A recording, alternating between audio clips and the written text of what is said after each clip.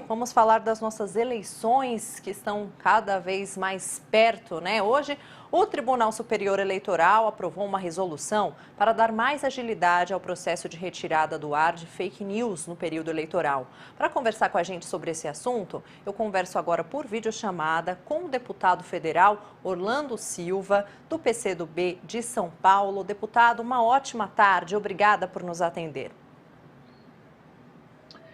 Eu que agradeço, Larissa, a oportunidade de conversar com os amigos da Metrópolis.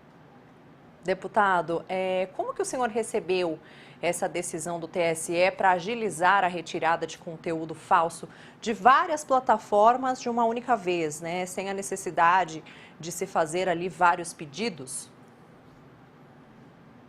Olha, Larissa, eu reconheço que há um esforço extraordinário feito por parte do Tribunal Superior Eleitoral para que nós possamos ter eleições limpas, seguras e que o voto popular seja respeitado. Para isso, é necessário combater a desinformação. Eu acompanhei muito de perto todo o processo de construção feito pelo Tribunal Superior Eleitoral, até por ser presidente da Comissão de Direitos Humanos da Câmara, e nós temos um acordo de cooperação com o TSE e outras entidades ligadas à temática de direitos humanos e ações conjuntas de esclarecimento da população. E o tema da desinformação é um dos objetos que versa esse acordo de cooperação. E eu vi o esforço com as diversas plataformas digitais.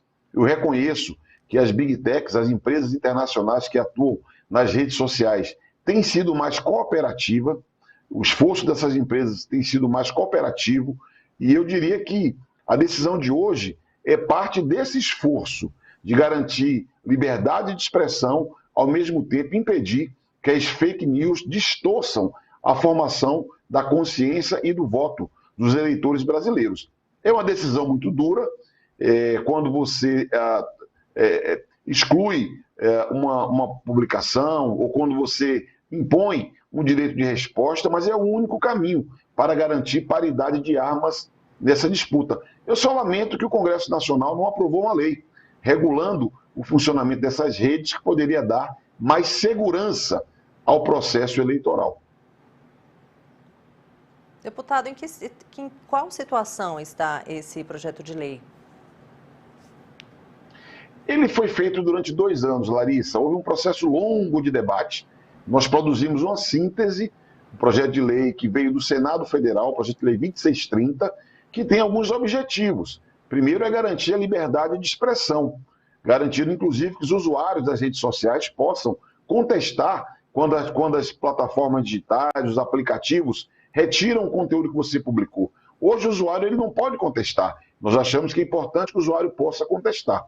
Ao mesmo tempo, impõe regras de transparência.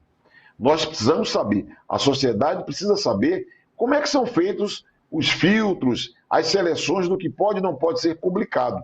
Ao mesmo tempo, prevê uma pena dura para organizações criminosas que difundem desinformação. Aqui não se trata de alcançar o tio do WhatsApp ou a tia do WhatsApp. Essas pessoas precisam ser educadas para não divulgar algo sem conferir a fonte, sem checar a veracidade. Essas pessoas precisam de educação. Agora, existem organizações criminosas que utilizam ferramentas não disponíveis nos aplicativos, usam robôs em larga escala para alcançar determinados objetivos políticos. Essas pessoas precisam ser enfrentadas e punidas. Infelizmente, não oferecemos essa lei para o judiciário atuar. Mas a minha expectativa é que depois da eleição, o Congresso Nacional possa voltar a examinar. O texto está pronto, tem que ser votado. O que não pode haver omissão do Poder Legislativo e deixar o espaço aberto para que apenas o Poder Judiciário possa agir. Eu espero que seja votado, porque independente da eleição, a fake news, a desinformação impacta na vida das pessoas. Olha o caso das vacinas. Nunca se vacinou tão pouco no Brasil, em função de fake news. Isso impacta, por exemplo, na saúde pública. Por isso que é urgente nós votarmos uma regulação do funcionamento das redes sociais e da internet. Sim, deputado. Agora, o TSE também manteve a decisão do ministro Benedito Gonçalves de desmonetizar canais bolsonaristas até a eleição e investigar um suposto esquema de desinformação nas redes sociais, incluindo aí o presidente Bolsonaro e o filho dele, vereador Carlos Bolsonaro, né? O senhor é o relator desse projeto, né, de combate às fake news. Qual que é o papel do Congresso nessa luta contra a desinformação? Eu sei que o senhor já falou da situação em que se encontra esse projeto de lei, né? Mas qual que é exatamente o papel do Congresso?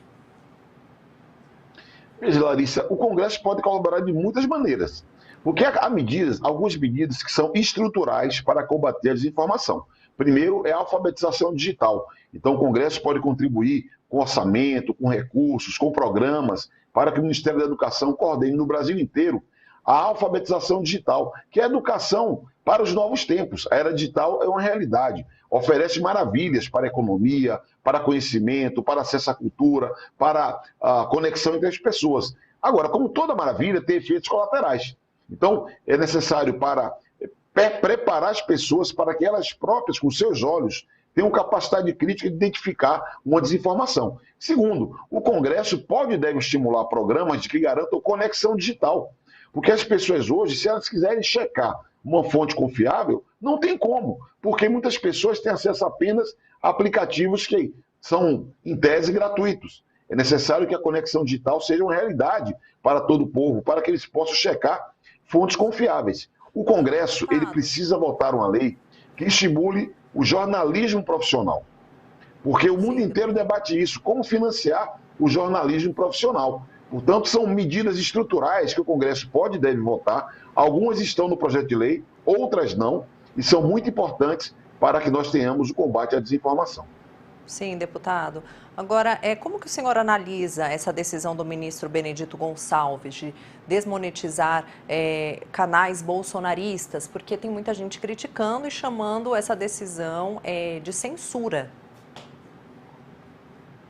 Olha, censura é quando você impede que uma posição seja expressa, uma posição seja publicada. O que acontece é que, pela dinâmica das redes sociais, a monetização se dá pela audiência.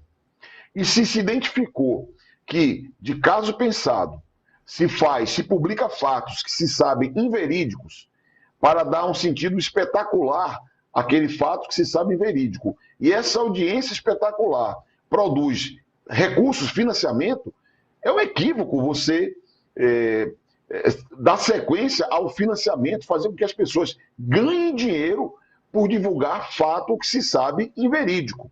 Eu não conheço o caso especificamente, eu não estudei a decisão do ministro Benedito nem do pleno do TSE, mas seguramente devem ter sido identificadas notícias que foram divulgadas de modo sistemático, de modo espetacular, com o objetivo de distorcer a formação da opinião pública. Isso é muito grave.